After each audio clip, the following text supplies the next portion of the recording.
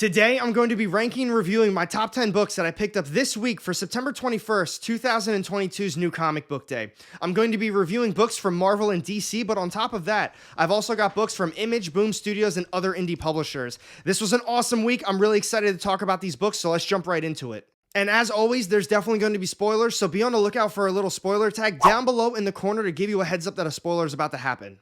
And now getting right into this top 10 list, we have coming in at number 10, this is Boom Studios, Berserker, issue number 10, this is cover A. While I usually don't have a lot of positive things to say about this series, I actually enjoyed this issue.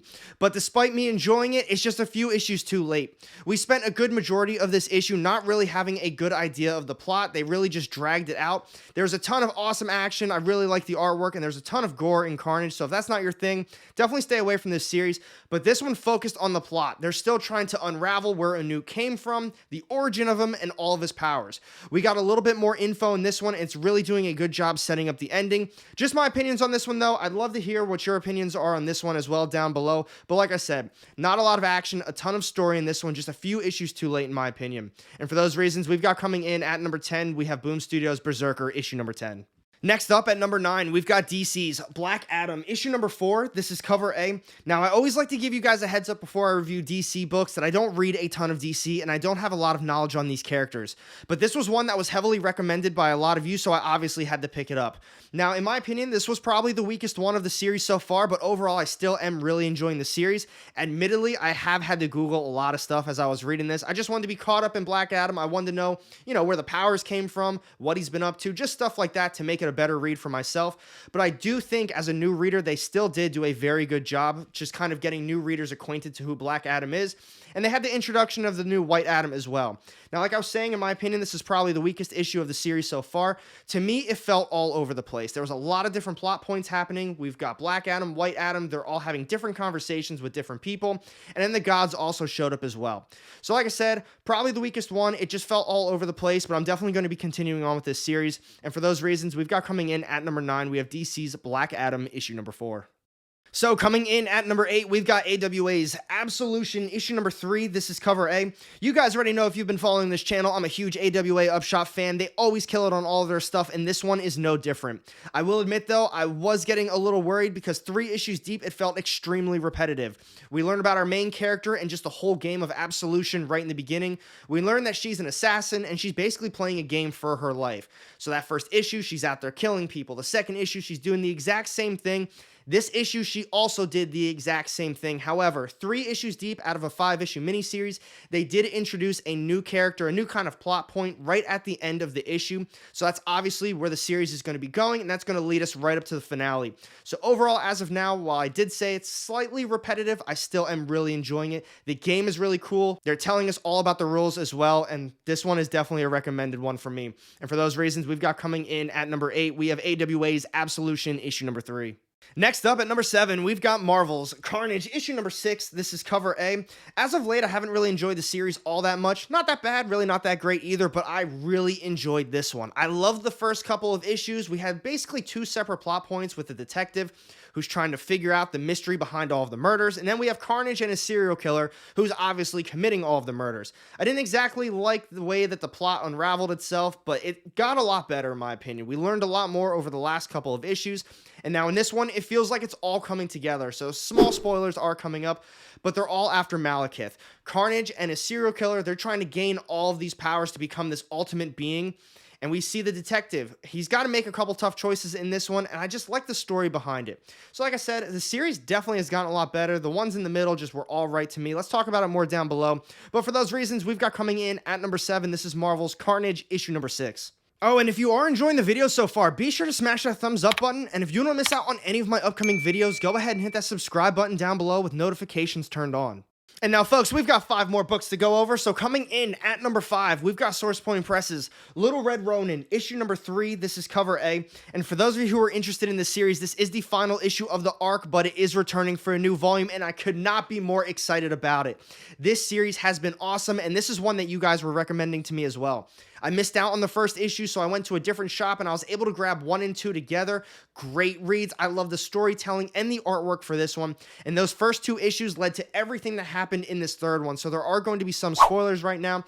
The grandma finally made an appearance. The big bad wolf that they've been hyping up this entire time. They had a massive fight scene, and it was such a fun read.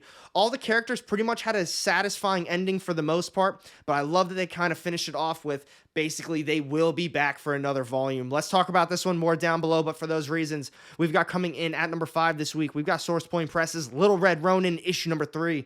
Next up at number 4, we've got Image's brand new one. We've got Creepshow, issue number 1. This is cover A. Now, if you guys been following me for a while, you already know I love horror stuff. I've been hyping this one up to myself. I've really been looking forward to it, and it absolutely did not let me down at all.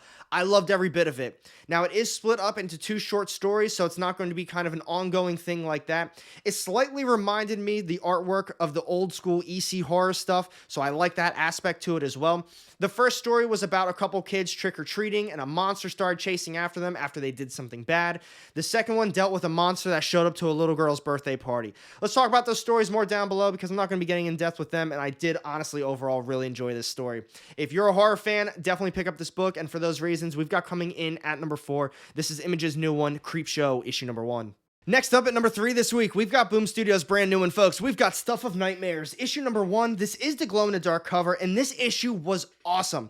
If you guys didn't already know, this is written by R.L. Stine, and I grew up loving the Goosebumps. It was one of my favorite things as a kid, so when I saw he was coming out with a new book, I definitely had to pick it up.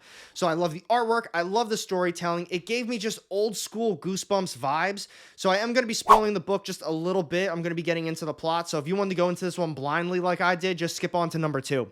So in this issue, we've got some scientists. They're showing up to a small town. They're located on the beach. And they're doing some really creepy stuff. They're kind of doing some sort of cloning. They just want to make a perfect human being, something along those lines. And then we've got some reporters who are trying to unravel just the entire story. I'm going to leave it at that. If you're a Goosebumps fan, R.L. Stine fan, take that for what it is. This is definitely a cool pickup right in time for Halloween. So for those reasons, we've got coming in at number 3 this week, we've got Stuff of Nightmares, issue number 1. And now we are down to the final 2 issues of the week. So coming in at number 2, this is Image's Radiant Black, issue number 18. This is cover A. This one was so hard for me not to put in as the number 1 pick. This issue was incredible. Obviously, that means this one was phenomenal too. This one, I'm going to tell you what, it was hands down my favorite issue of the entire Radiant series. The whole Radiant Black series, the Radiant Red stuff, whatever other tie-ins, one-shots they may have done. This is my favorite one, hands down. We're following the Radiant Yellow character, who we don't have a lot of knowledge on so far, but it's split up into 4 separate timelines following his life 18 years apart. It's showing everything, his entire life, all of his actions that led him to the very end, where now he has to make other decisions to try to fix his life. That's what I'm going to leave you with. It truly was a phenomenal issue. I loved every single part of it. Let's talk about it more down below, but for those reasons, sadly, we've got it coming in at number 2 this week. And here we go, everyone. This is it, my top read of the week. We've got coming in at number 1 this week. This is Image's brand new one. We've got Vanish, issue number 1. This is the 1 in 10 incentive variant. Now, I usually don't get the incentives. I usually just get cover A, but my shop sold it to me for the same price as a regular cover A, so I thought, why not grab it? Now, if you have been following my channel for a while, you already know I'm not a big Donny Cates fan at all. I usually don't like a lot of the stuff he puts out, so take that for what it is, because I thought this first issue was incredible.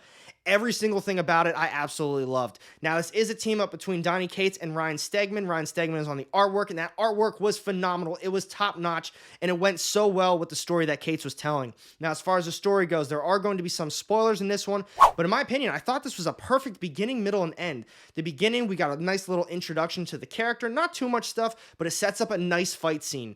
The middle of the story is the entire backstory on everything. It really sets every single thing up about our main character, what his motives are, and just what his job is to do. The ending goes back to that fight in the beginning, and man, it was brutal. It was all top notch.